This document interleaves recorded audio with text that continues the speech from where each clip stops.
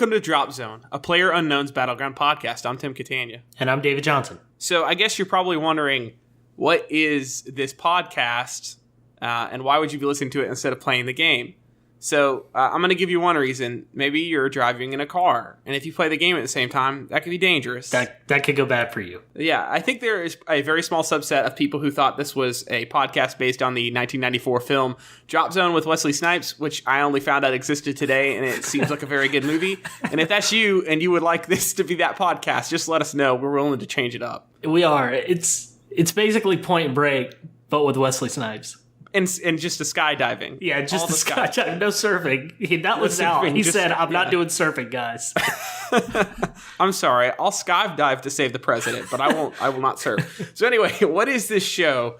What you might be asking. With an intro like that, you'd have no idea. So basically, what we want to do is do a weekly podcast where we cover the news of the week for PlayerUnknown's Battlegrounds. We cover community highlights. We talk about the videos that we just... videos or cool things people have done this week, cool resources or things that you might enjoy going to watch. And then we're going to also do feature suggestions where we discuss maybe a suggestion someone makes on the Reddit or on the forums. And we'll also probably do emails if you guys send us any. So that's right. It's going to be at the end of the show. If you'd like to send us an email with a complaint or comment, we'll have that there. So first thing we want to jump into is news. David, why don't you give me the first news item? Actually, let's roll that back. First thing we should do is talk about what PlayerUnknown's Battlegrounds is.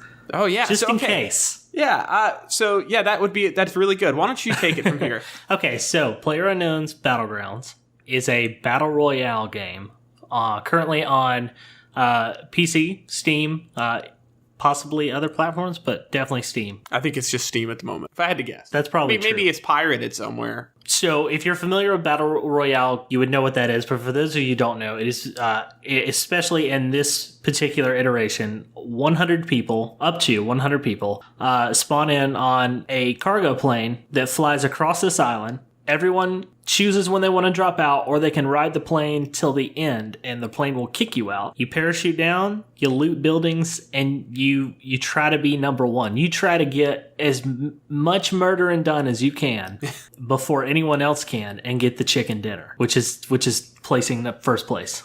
There's a sub-game of circles. A white circle Yes. is the zone that you need to be in if you don't want to take damage. That's the play zone. The play zone. And the blue zone is a closing circle that closes in around the white zone that causes you to take damage. What do now, you... I'm sure... Go ahead. I was going to say, sure, I butchered the description of that, but if you saw it, you'd get it. What do you think that blue stuff is? Because I've seen different people talk about whether it's electricity or gas. What do you think?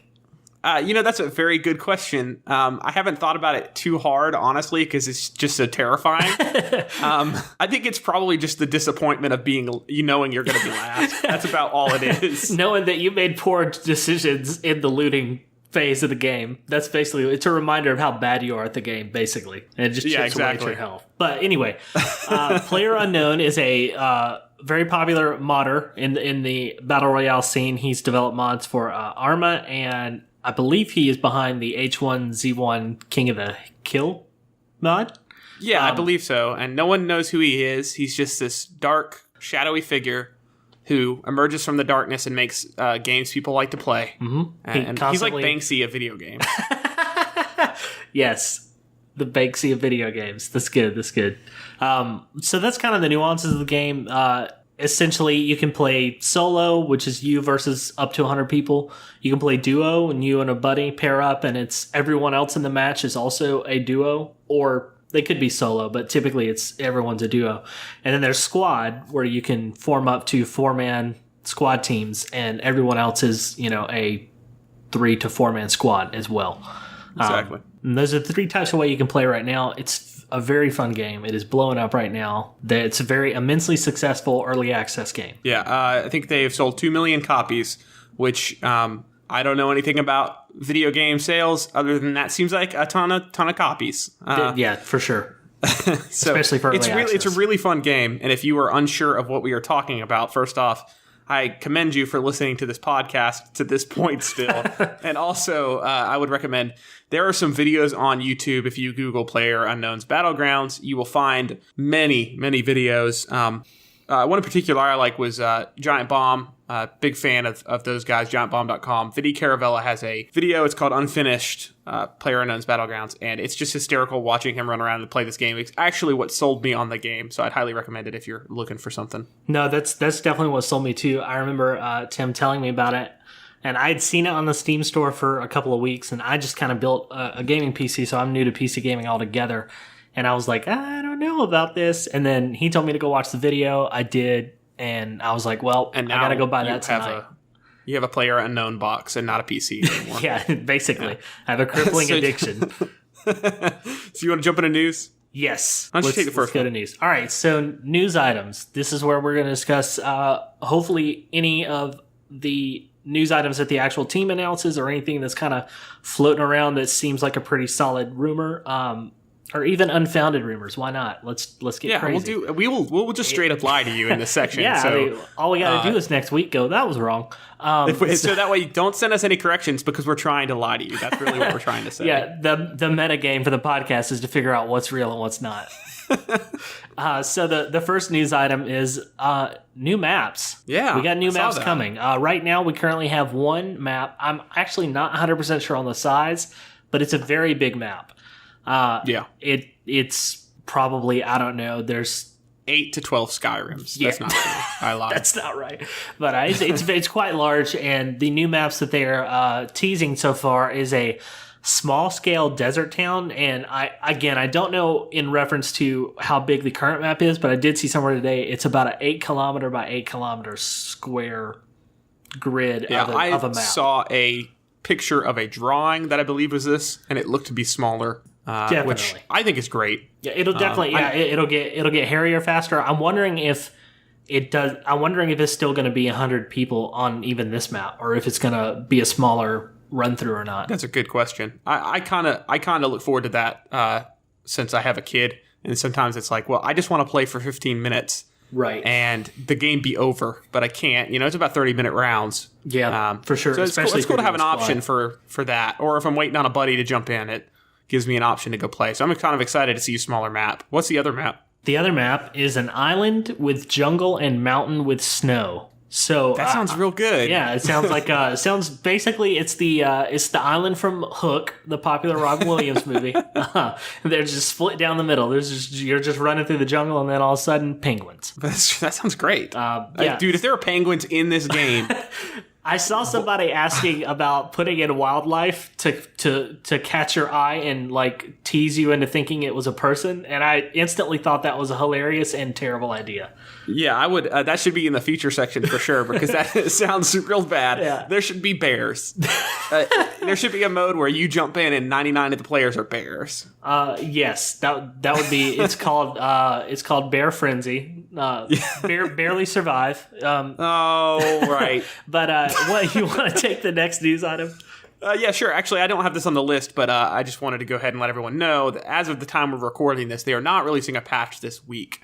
So That's right. It seems like they're a little behind. They couldn't get the build to working like they would like, so they are pushing it off until the following week. We are likely going to be behind a little bit on that, so there could be one coming out the week you listen to this. But just to be clear on that front, but we will cover that stuff in the future. So they did a new. They released something on their Twitter. A PlayerUnknown did, and it's a new drinking animation.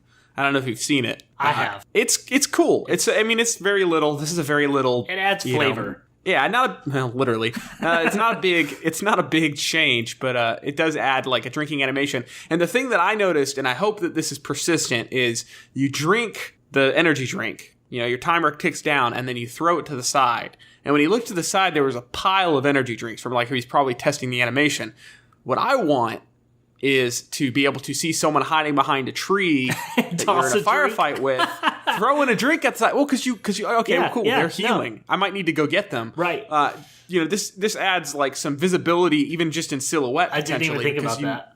Because you know what their arm does. Well, I see that. So that gives you kind of a little bit of a key into what's going on. I don't imagine that those cans would stay persistent for long, but that also would be cool for, hey, has anyone been here? Well, I was going to say, what if that led into like oh, well, clearly someone's been here. Here's a discarded can. But yeah, it may not stay on the map forever. Yeah, I'm not sure because, optimization and that kind of stuff. Who knows? That's an asset. It is one of those things where like, hey, what if? That'd be cool.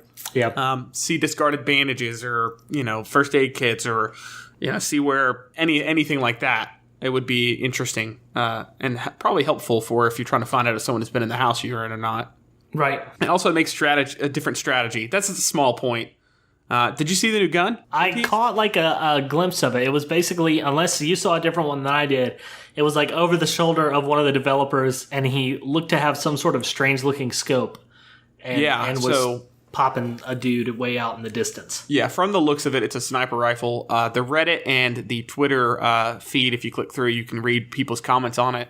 They think they have divined what it is just by looking at the silhouette of the gun in the corner. Oh, yeah? I don't know what that is. I didn't write it down. But it definitely seems to be some sort of sniper rifle. Yeah. From the looks of how far off he was shooting. The gun they did have had a huge clip, so it could be automatic at some point, or sure, have burst fire mode or something like that. Say maybe like a burst. Maybe a quicker sniper rifle that does less damage or something like that. But that's exciting. Kind of mix it up a little bit. What's the last one here? Charity, two more. The Charity Invitational that happened. I guess last Thursday or Friday.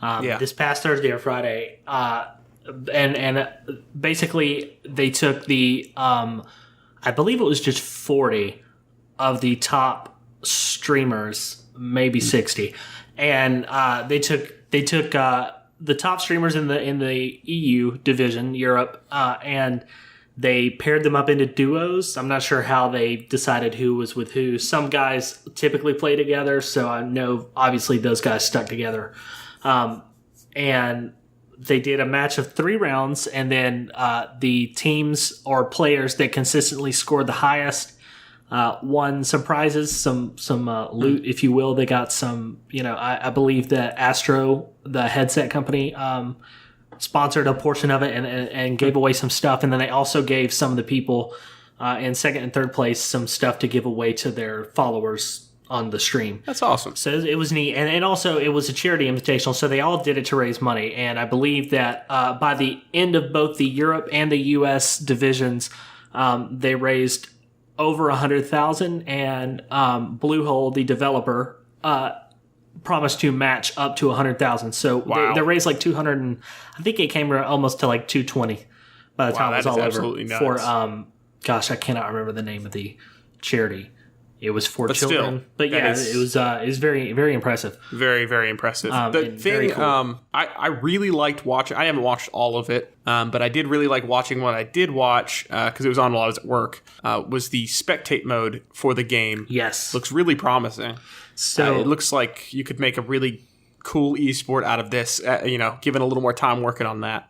Yeah, that was definitely one of the biggest takeaways, and I caught a little bit of the spectate mode early from watching another streamer a day or two before the Invitational, and so for the more popular streamers there, they have access to the spectator mode and custom matches before the public does, just kind of testing that out and letting a larger number of people kind of try and work the bugs out of that, and so the spectate mode, once he dies, he can kind of zoom out and just see everybody's kind of name pop up above where they are on the map, and then he can like snap to certain people using a keyboard command if he's got them highlighted, and kind of watch what they're doing, or he can just free mode fly around the map and catch action as it happens. It was very neat. Kind of a standard spectate mode. Yeah. It's cool. The thing that I found to be really helpful when watching them play this game is I was kind of watching in windowed mode. It was a little difficult to see where the characters were hiding behind cover and that kind of stuff. Right. But they have the kind of a silhouette, like a yellow silhouette for players behind walls and in buildings, so you can see where everyone's at. Right.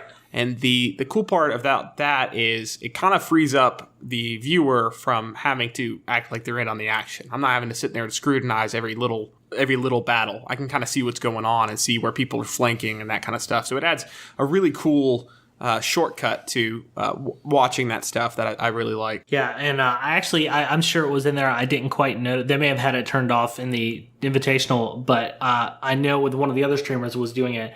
He even had it filtered where he could see what type of kind of loadout or gun they were using at the moment. So he was like calling out, "Oh, this guy's up here with a sniper. Let's watch him." It was very interesting, and obviously he could monitor their health as well and kind of zoom in on people that were taking a lot of shots to see what was going on there.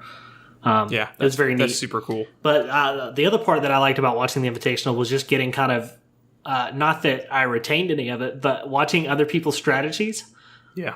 And how they play the game is fascinating because some of the stuff they did, like, I would never think to do. It was interesting to watch. I would bet that if someone did a study from the beginning of this game until now, and then in the future, you'd see a lot of strategy emerge and then catch on, and then strategy emerge and catch on, and kind of like waves form. Right. Like one strategy in response to another one.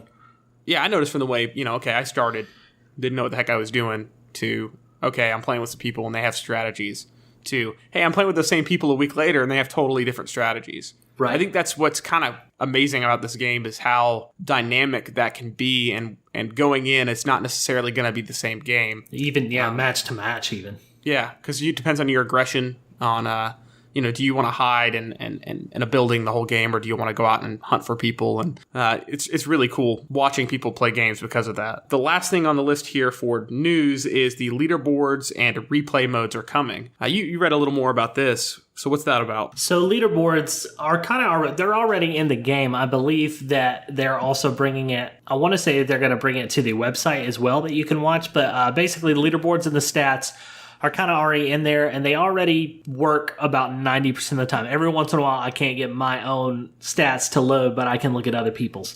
But you can track, down to how you do in solo, duo, team, like just your ranking overall. And then it rates either your win percentage or your actual wins or the amount of kills. And then you can go into a separate, well, that's the leaderboard. And then the statistics side tells you how many times you've placed like top 10, how many hours you've played, how many shots you've your hit ratio, your KD. You can look at your assist versus your actual kills and different things like that. It's pretty in depth. It's interesting. I'm sure that some people track it a lot more closely than I do. I do look at it from time to time, but I just kind of look at the big stuff. And either way, I only look at it so when I want good. to feel sad. Yeah.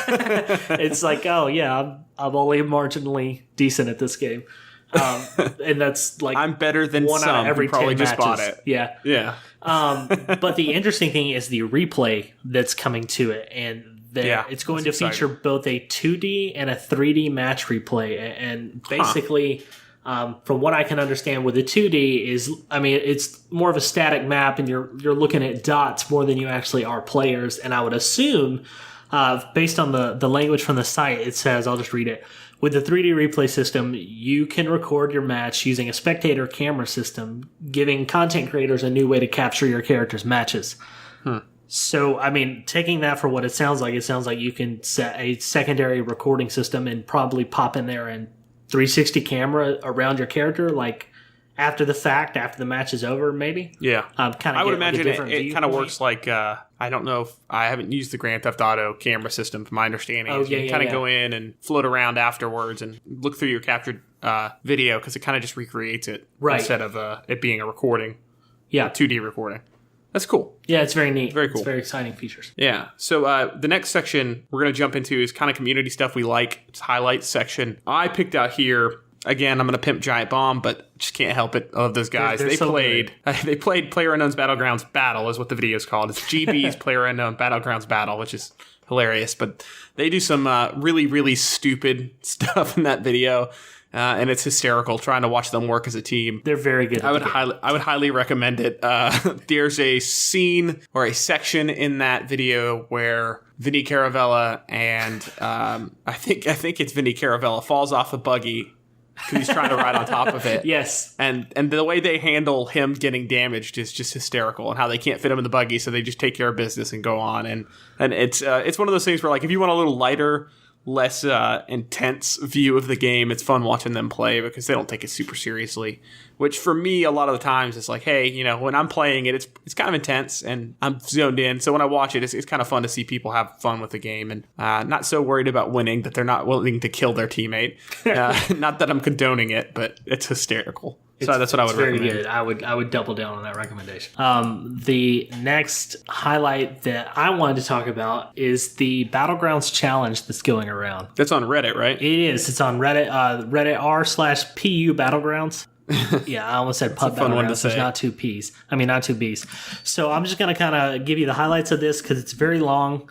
We'll try and link to it in the show notes. So this week's challenge, I believe this is kind of the first challenge.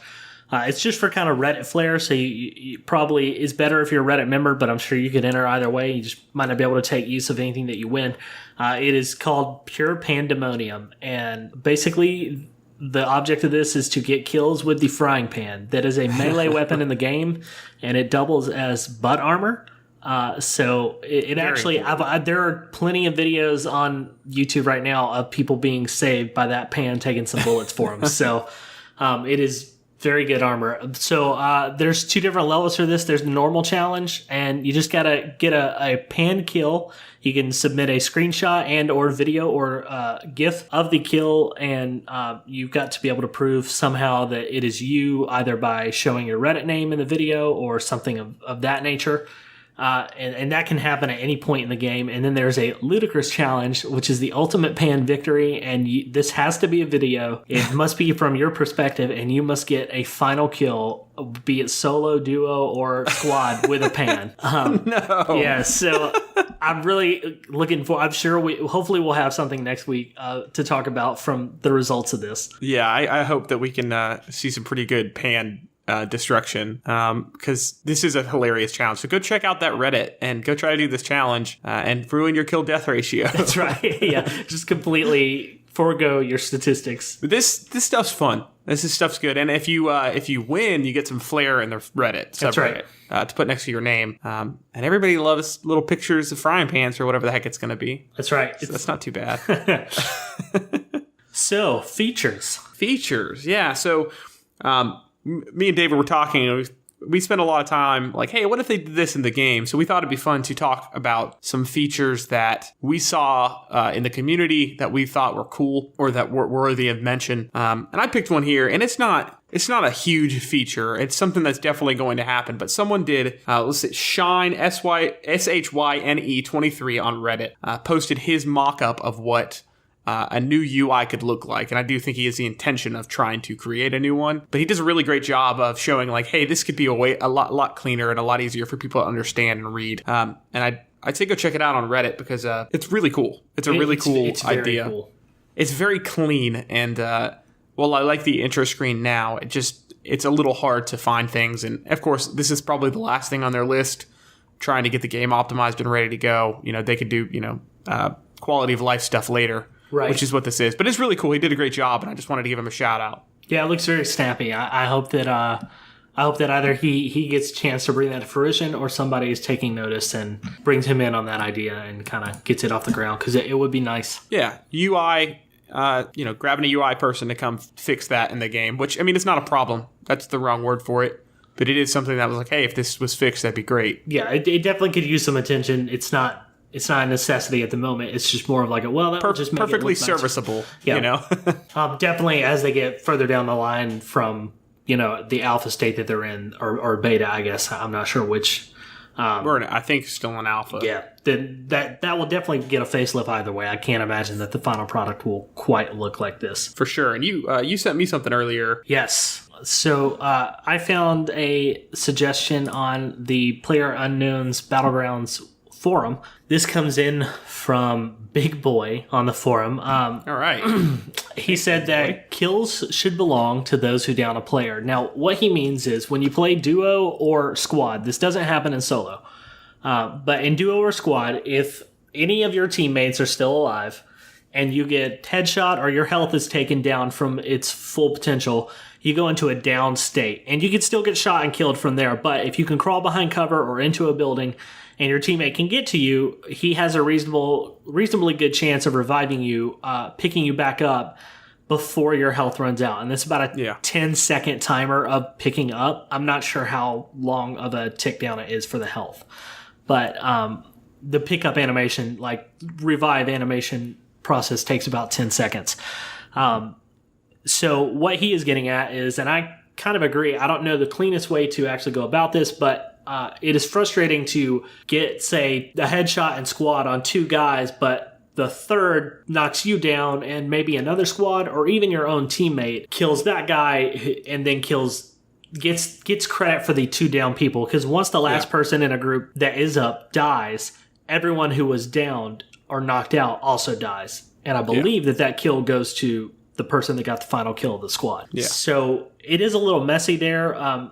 But I'm sure there's a solution that makes sense from that perspective. The solution I would like is not even full credit. I would like just like half points. An assist or even, you know what, though? Because here's the argument that I would make for it being a full kill. And this is why I would think that if you were playing solo and you shot that guy and he went down, he's dead. Yes. That's full points. Yes. And so while it is a different dynamic and you could argue that it's not the same sort of strategy, I think that you should at least get full credit for it, even if it's in another format. So maybe you don't necessarily get a kill, but you get a knockdown, which could have the same weight as a kill. Because, again, it does take the same skill. Shooting someone while they're down does not. Right, that's true. That's very true. And so I think that he has a really good point there where that should count as kills. Or to not muddy the waters, just make that a separate thing in and of itself where knockdowns are a column all their own. Right. And I think that is something that's needed for sure. Because I think that's, I'm guilty of shooting the dude who's down, and taking a kill. And not necessarily on purpose or maliciously, but it just happens. Well, and it's a good strategy. I played